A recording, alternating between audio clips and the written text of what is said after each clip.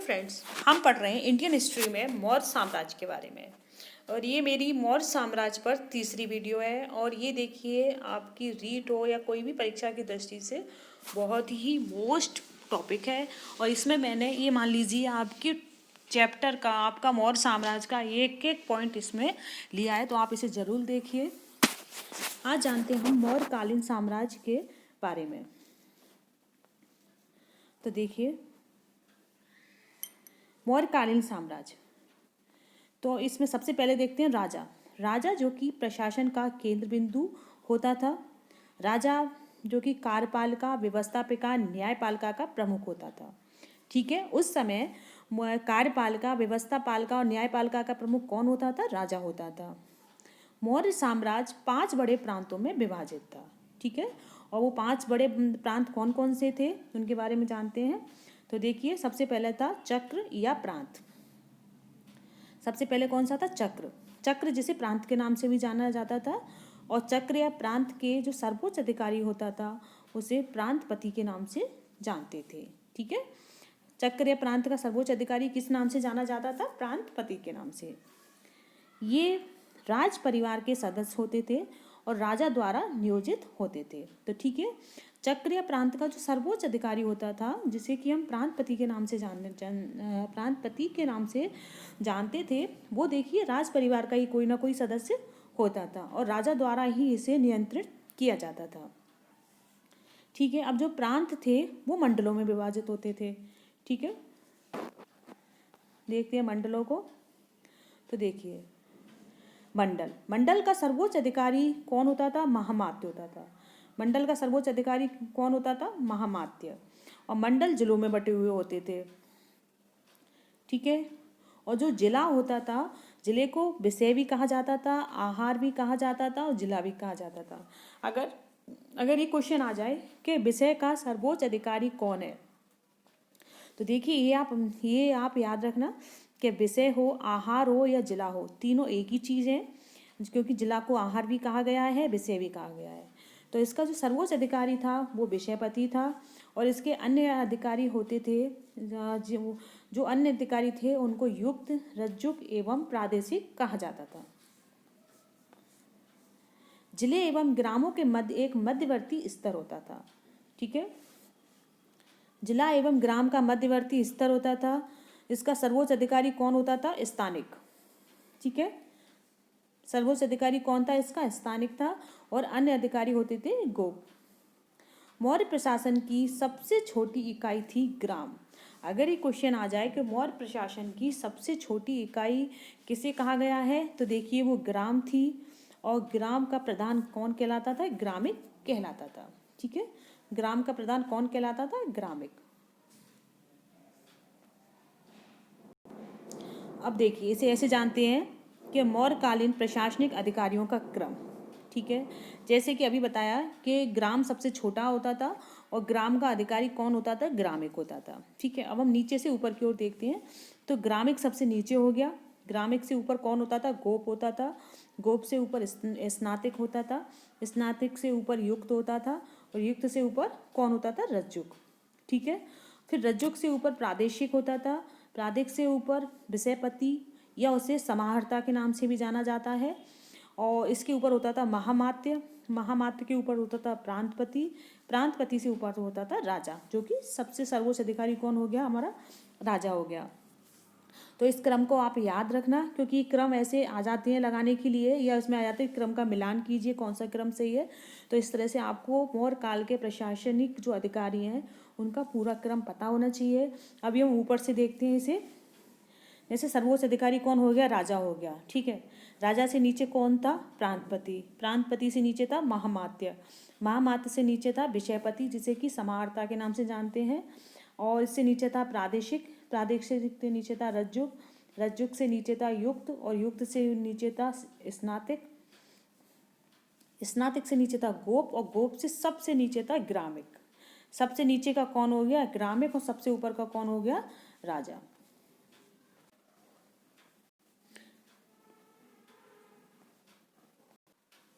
अब जानते हैं, देखिए, केंद्रीय प्रशासन के बारे में। ठीक है, केंद्रीय प्रशासन के बारे में देखते हैं हम कि मौर्य प्रशासन केंद्रीकृत शासन प्रणाली थी। कैसी थी मौर्य प्रशासन की जो शासन प्रणाली, वो केंद्रीकृत थी, ठीक है, जिसमें शासन का केंद्र बिंदु राजा होता था, ठीक है। शासन प्रशासन का केंद्र बिंदु कौन हो गया? राजा हो गया। राजा कार्यपालिका, व्यवस्थापिका, न्यायपालिका का प्रमुख होता था। अब ये उपदा परीक्षण क्या है? तो यह मंत्री परिषद सदस्यों के चुनाव से उनके चरित्र को, मतलब मंत्री परिषद सदस्यों के चुनाव से पूर्व उनके चरित्र को जानने के लिए एक जांच पद्धति होती थी।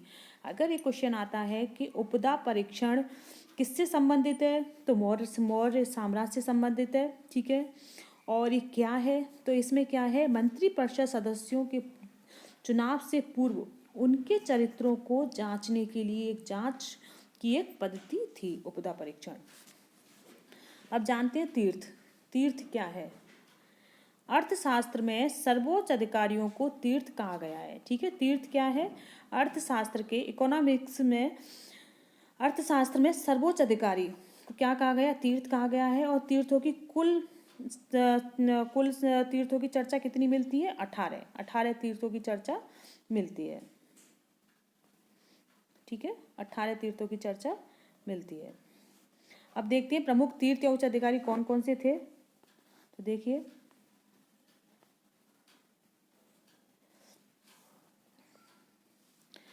पहला था पुरोहित। ये अभी हम किसके बारे में पढ़ रहे हैं? हम प्रमुख तीर्थ या उच्च अधिकारियों के बारे में पढ़ रहे हैं। जो पुरोहित था वो धर्माधिकारी और प्रधानमंत्री का प्रधान ये था, ठीक है, प्रधानमंत्री का प्रधान था। समाहर्ता कौन था? ये राजस्व विभाग का प्रधान था। सन्निदाता कौन था? राजकीय कोषाध्यक्ष का प्रधान था। प्रतिष्ठा फौजदारी न्यायालय का न्यायाधीश। व्यवहारिक कौन था? ये दीवानी न्यायालय का न्यायाधीश था, ठीक है। दंडपाल, इस सेना की सामग्री जुटाने वाला। नागरक, ये नगर का प्रमुख अधिकारी होता था। देवारिक कौन होता था? राजमहलों की देख रेख करने वाले प्रधान। आठविक कौन होता था? ये वन विभाग का प्रधान अधिकारी होता था। और कर्मातिक, ये उद्योग धंधों का प्रधान होता था, ठीक है। तो देखिए, जैसे कि जाना, पुरोहित धर्माधिकारी प्रधानमंत्री का प्रधान हो गया। समाहर्ता राजस्व विभाग का प्रधान था। सन्निदाता कौन था? ये राजकीय कोषाध्यक्ष था। प्रतिष्ठा फौजदारी न्यायालय का न्यायाधीश होता था। व्यवहारिक दीवानी न्यायालय का न्यायाधीश। दंडपाल, सेना सामग्री जुटाने वाला, ठीक है, जैसे कि दंडपाल उसके नाम से आ रहा है। नागरक, नगर का प्रमुख अधिकारी। देवारिक, ये राजमहल की देखरेख करने वाला प्रधान अधिकारी होता था। आठविक, ये वन विभाग का प्रधान अधिकारी होता था।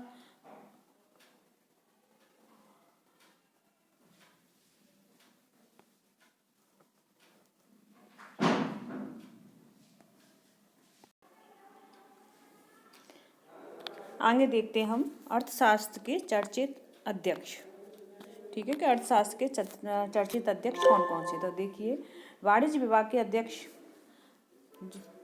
पणाध्यक्ष, ये कौन होते थे? ये वाणिज्य विभाग के अध्यक्ष कहलाते थे, ठीक है। और सुराध्यक्ष आबकारी विभाग का है। सीता अध्यक्ष राजकीय भूमि का है। जहाँ सीता का नाम आ जाए वहाँ आप समझ लेना कि सीता का नाम भूमि से ही जुड़ा हुआ है, ठीक है। सीता अध्यक्ष किसका हो गया? ये राजकीय भूमि का अध्यक्ष हो गया। लक्षणाध्यक्ष, ये टकसाल अध्यक्ष हो गया। कोषाध्यक्ष होता था, वो किसका होता था? राजकोष या खजाने का। अकाराध्यक्ष, ये खानों का होता था, ठीक है, किसका होता था? खानों का। और अक्षपाटलाध्यक्ष, ये महालेखाकार होता था, ठीक है। अक्षपाटलाध्यक्ष कौन होता था? ये महालेखाकार होता था इसका। गुमंता, और देखिए नेक्स्ट है द्यूताध्यक्ष। द्यूताध्यक्ष ये जुआ निरीक्षक होता था। नवाध्यक्ष ये पशु निरीक्षक होता था। सूना अध्यक्ष ये जो बूचड़ खाने का अध्यक्ष होता था। अयोध्या ये अस्त्र शास्त्र कारखाने का होता था। और पौतवाध्यक्ष ये नापतौल और तराजू का अध्यक्ष होता था, ठीक है ना। हर नाम कहीं ना कहीं उससे जुड़ा हुआ है। जैसे आयुधा का जैसे पर्यायवाची बोलते हैं, तो ये किससे संबंधित है? अस्त्र शस्त्र का हो गया, ठीक है। पोतवा अध्यक्ष ये नापतौल तराजू का हो गया। सूनाध्यक्ष ये बूचड़ खाने का हो जाता है। नवाध्यक्ष ये किसका होता है? नवाध्यक्ष ये पशु निरीक्षक होता है ये। और द्विताध्यक्ष ये जुआ का निरीक्षक होता है। नेक्स्ट देखते हैं। अब देखिए प्रांतीय शासन या प्रशासन। ठीक है, प्रांतीय शासन या प्रशासन। मौर्य साम्राज्य 5 बड़े प्रांतों में विभाजित था। वो 5 बड़े प्रांत कौन कौन से थे और उनकी राजधानी देखते हैं। तो देखिए 5 बड़े प्रांतों में विभाजित था। पहला था उत्तरापंथ। पहला कौन सा था? उत्तरापंथ, जिसकी राजधानी थी तक्षशिला। दूसरा था अवंती। अवंती की राजधानी थी उज्जैनी। तीसरा है प्राची। प्राची की राजधानी है पाटलिपुत्र। और दक्षिणापंथ की राजधानी है सुवर्णगिरी, जो कि कर्नाटका में स्थित है। और कलिंग कलिंग कहाँ पर है? कलिंग की राजधानी तोसाली है। इन सबको आप अच्छे से याद कर लेना कि उत्तरापंथ की राजधानी क्या है? तक्षशिला। आवंती की उज्जैनी। प्राची की पाटलिपुत्र। दक्षिणापंथ की सुवर्णगिरी, जो कि कर्नाटका में है। और कलिंग की तोशाली। प्रांत का सबसे बड़ा अधिकारी प्रांतपति या गवर्नर होता था। ठीक है, प्रांत का सबसे बड़ा अधिकारी कौन होता था? प्रांतपति या गवर्नर। यह राजा के परिवार का एक सदस्य होता था और ये कुमार या आर्यपुत्र कहलाता था। ठीक है फ्रेंड्स, आगे देखते हैं। देखिए अभी हम पढ़ रहे थे प्रांत और प्रांत की राजधानियाँ। तो देखिए प्रांत, जो प्रांत होता था, प्रांत कई मंडलों में विभाजित होता था और मंडल कई विषय या जिलों में विभाजित होता था। तो देखिए मौर्य साम्राज्य में प्रांतों को चक्र कहा जाता था। क्या कहा जाता था? प्रांतों को चक्र। और प्रांत कई मंडलों में विभाजित होता था। इनका अधिकारी महामात्य कहलाता था। ठीक है, प्रांत कई मंडलों में विभाजित होता था और इसका अधिकारी कौन कहलाता था? महामात्य कहलाता था। मंडल कई विषय या जिलों में विभाजित होता था। इनका अधिकारी विषयपति कहलाता था। अब देखते हैं स्थानीय प्रशासन। तो देखिए स्थानीय प्रशासन के बारे में जानते हैं हम। मौर्य काल में जिले को मौर्य काल में जो जिले होते थे उनको विषय कहा जाता था। ठीक है, और विषय का सर्वोच्च अधिकारी कौन होता था? सर्वोच्च अधिकारी विषयपति होता था। ठीक है, मौर्य काल में जिले को क्या कहा जाता था? विषय कहा जाता था। और जिले का सर्वोच्च अधिकारी या प्रशासक विषयपति होता था। अब जिले के अन्य 3 अधिकारियों को जो नियुक्त होते थे उनके नाम जानते हैं। जैसे कि देखिए प्रादेशिक। पहला जानते हैं हम प्रादेशिक। यह क्षेत्र का दौरा करता था। जिले व गांव के अधिकारियों का विवरण समाहर्ता को देता था। ठीक है, प्रादेशिक का 3 अधिकारी है, प्रादेशिक, रज्जुक और युक्त। प्रादेशिक का कार्य क्या होता था फ्रेंड्स? कि यह क्षेत्र का दौरा करता था व जिले व गांव के अधिकारियों का जो भी विवरण होता था उसे समाहर्ता को देता था। नेक्स्ट देखते हैं रज्जुक। रज्जुक का संबंध ग्रामों में भूमि का सर्वेक्षण एवं मूल्य निर्धारण करना था।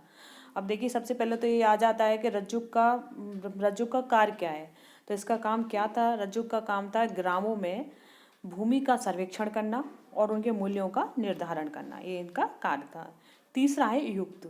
ये राजस्व वसूलते थे एवं लेखा जोखा रखते थे। ठीक है, राजस्व की वसूली और लेखा जोखा कौन रखते हैं? युक्त रखते हैं। ग्राम प्रशासन की सबसे छोटी इकाई थी ग्राम, परंतु कुछ गांव को मिलाकर कोटियों का निर्माण होता था और जो कि जिला व गांव के मध्यवर्ती स्तर का गोतक थी। अगर ये आ जाता है कि जैसे सबसे छोटा तो ग्राम होता ही है, अगर ये जिला और गांव का मध्यवर्ती गोतक किसे कहा गया है? तो कौन सा था? कोटियाँ थी वो। देखिए अब जैसे कि भी देखा जिला और ग्राम, इसका मध्यवर्ती किसे माना है? कोटियों को। ठीक है, कोटियों का निर्माण हुआ था, वो जिला और ग्राम के मध्यवर्ती माना गया है, मध्यवर्ती स्तर में। जिले का जो मुख्य अधिकारी होता था उसे वो विषयपति कहलाता था, जबकि ग्राम का मुख्य अधिकारी क्या कहलाता था? ग्रामिक कहलाता। ठीक है, अब कोटिया मध्यवर्ती स्तर जिसे कहा जाता है, इसको 4 भागों में डिवाइड किया था। पहला था स्नातक, दूसरा था द्रोणमुख, तीसरा था खरवाटिक और चौथा था संग्रहण। ठीक है, जो स्नातक था ये 800 ग्रामों का समूह होता था और इसका मुख्य अधिकारी कौन कहलाता था? स्नातक। ठीक है, स्नातक 800 ग्रामों का समूह होता था और इसका जो अधिकारी था वो स्नातक के नाम से उसे जानते थे। दूसरा है द्रोणमुख, ये 400 ग्रामों का समूह होता था। खरवाटिक ये 200 ग्रामों का होता था और संग्रहण ये 10 ग्रामों का होता था। ठीक है, इसमें सबसे छोटा कौन सा हो गया, इसमें संग्रहण हो गया। और संग्रहण का जो अधिकारी होता था वो गोप कहलाता था। ठीक है फ्रेंड्स, अब है कौटिल्य का सप्तांग सिद्धांत। ठीक है, कि अभी क्वेश्चन आ जाता है कि कौटिल्य का सप्तांग सिद्धांत किसे कहा गया है, इसके 7 अंक कौन कौन से हैं, तो उसके बारे में हम जानते हैं। तो देखिए कौटिल्य का सप्तांग सिद्धांत, इसके अनुसार राज्य के 7 अंग बताए हैं। ठीक है, कौटिल्य के सप्तांग सिद्धांत के अनुसार राज्य के कितने अंग बताए हैं, 7। इसमें राज्य का सिर किसे बताया गया है, तो देखिए कौटिल्य के सप्तांग सिद्धांत के अनुसार राज्य का सिर राजा को बताया गया है, राज्य की आंख मंत्री को बताई गई है, राज्य के कान मित्र को बताए गए हैं, राज्य का मुख किसे बताया गया है, कर या कोश को, मस्तिष्क की बात करें तो सेना को कहा गया है, राज्य की जांघ राज्य को कहा गया है, और राज्य की बाहें किसे कहा गया है, दुर्ग को कहा गया है। ठीक है, इन 7 को आप अच्छे से याद कर लेना। अब ये आ जाए कि राज्य का सिर किसे कहा गया है, तो राजा हो गया, राज्य की आंख मंत्री हो गया, कान मित्र हो गए, मुख कर या कोश हो गए, मस्तिष्क सेना हो गई, राज की जांघ राज हो गया और बाहें दुर्ग हो गई। ठीक है,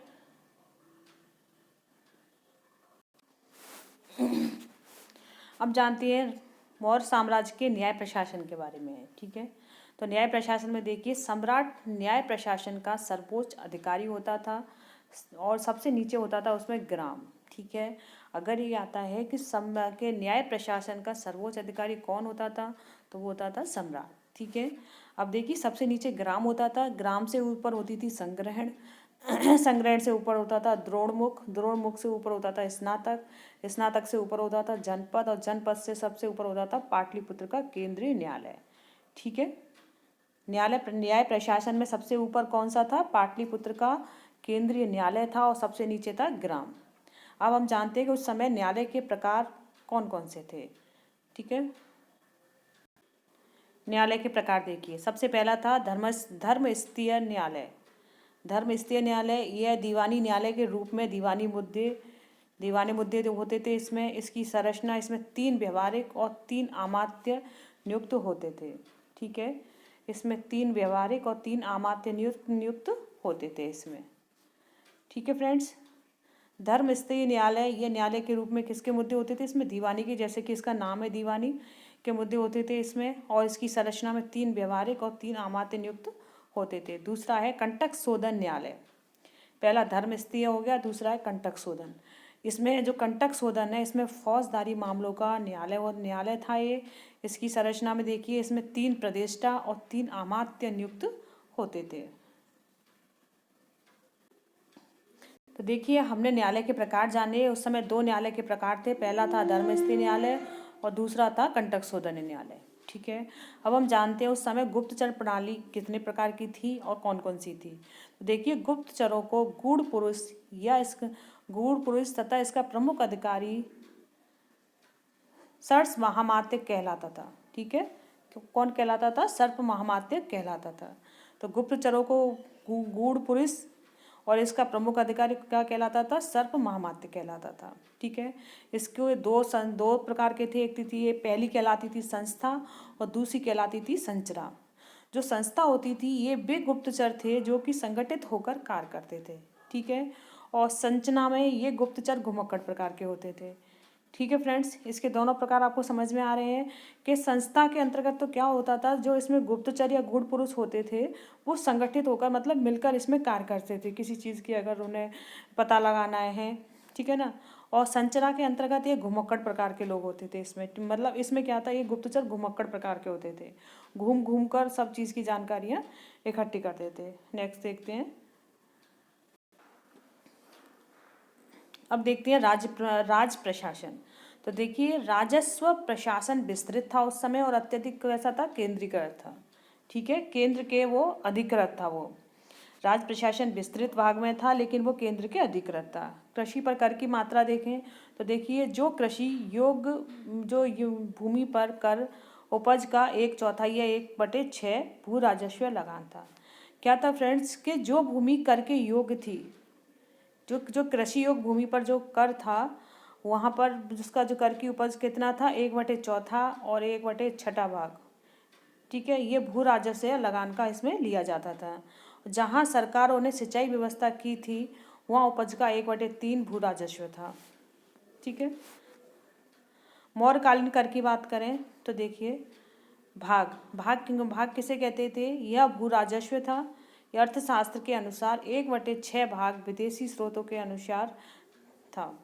ठीक है, जो भाग था ये जो भाग है ना, ये एक भू राजस्व था। और अगर हम अर्थशास्त्र के अनुसार इसकी अमाउंट है, जो इसका भाग है वो 1/6 बताया है, और विदेशी शास्त्रों के अनुसार इसका 1/4 बताया है।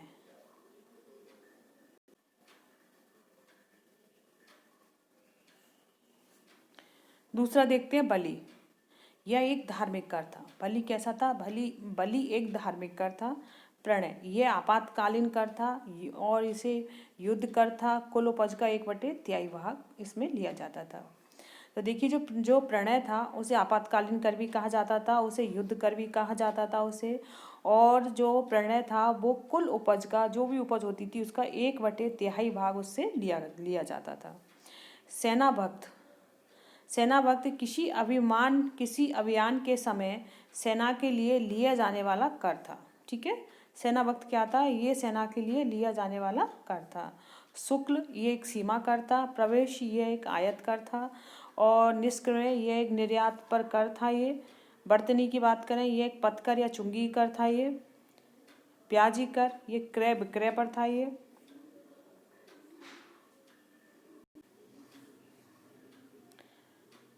पिंड कर ये संपूर्ण गांव से एक बार में लिया जाने वाला कर था। संपूर्ण गांव से एक बार में कौन सा कर लिया जाता था? वो पिंड कर था। रज्जु कर ये भूमि मापन हेतु लिया जाने वाला कर था।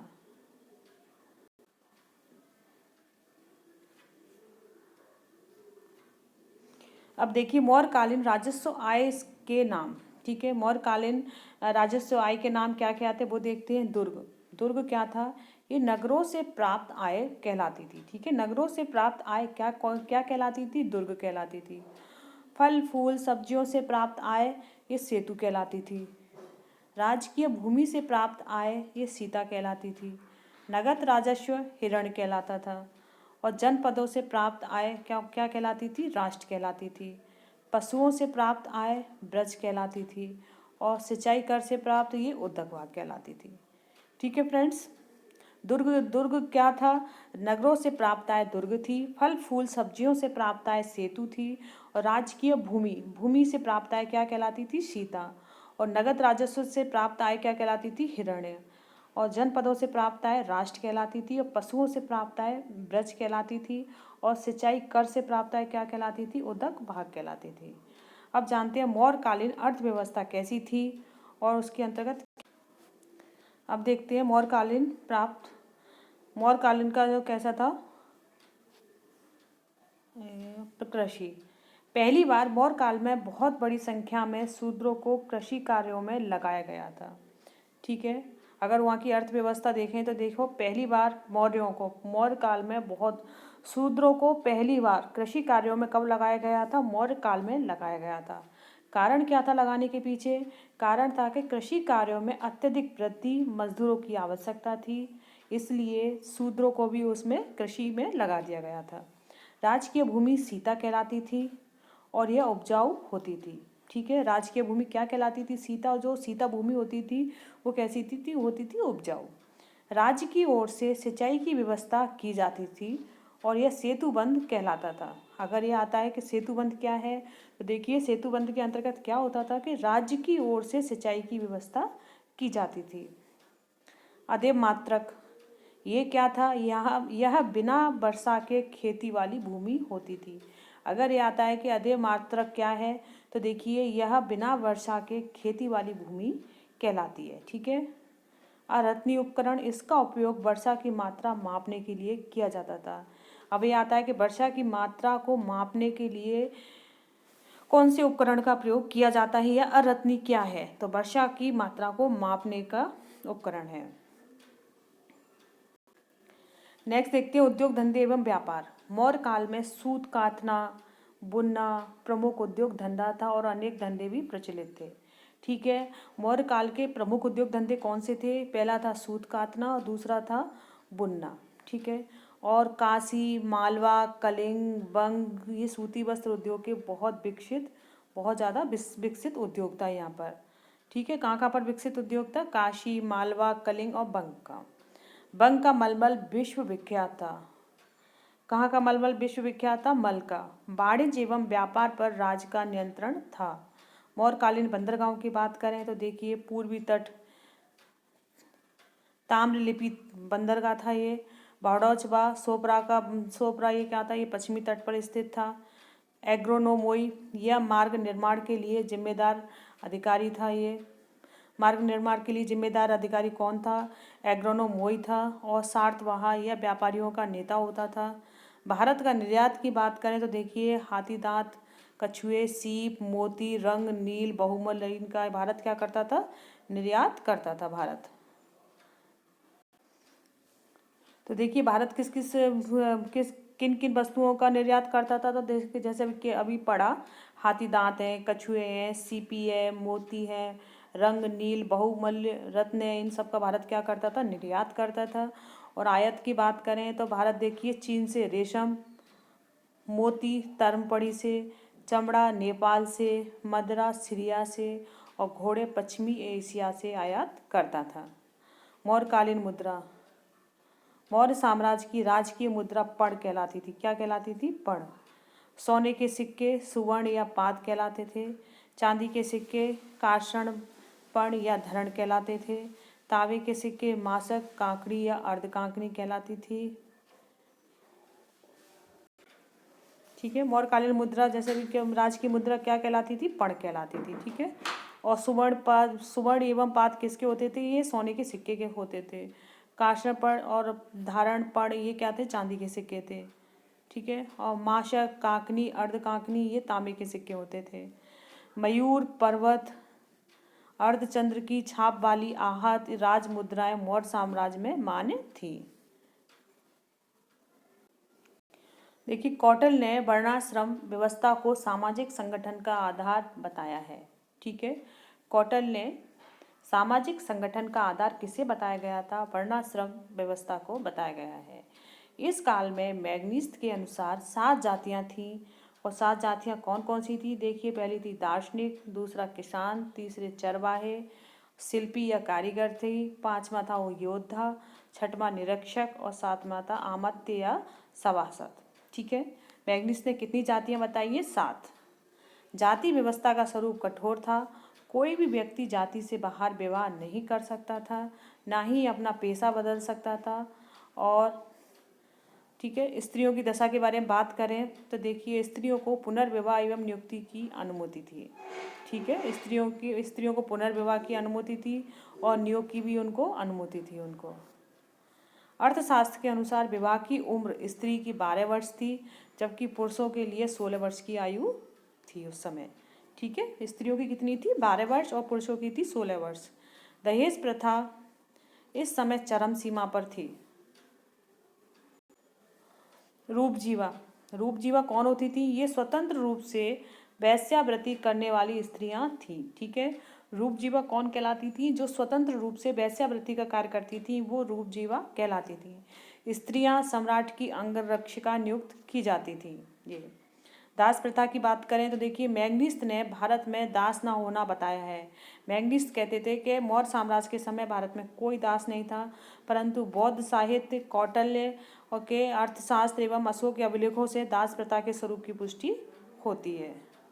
अर्थशास्त्र में 9 प्रकार के दासों का उल्लेख किया गया है, जिनमें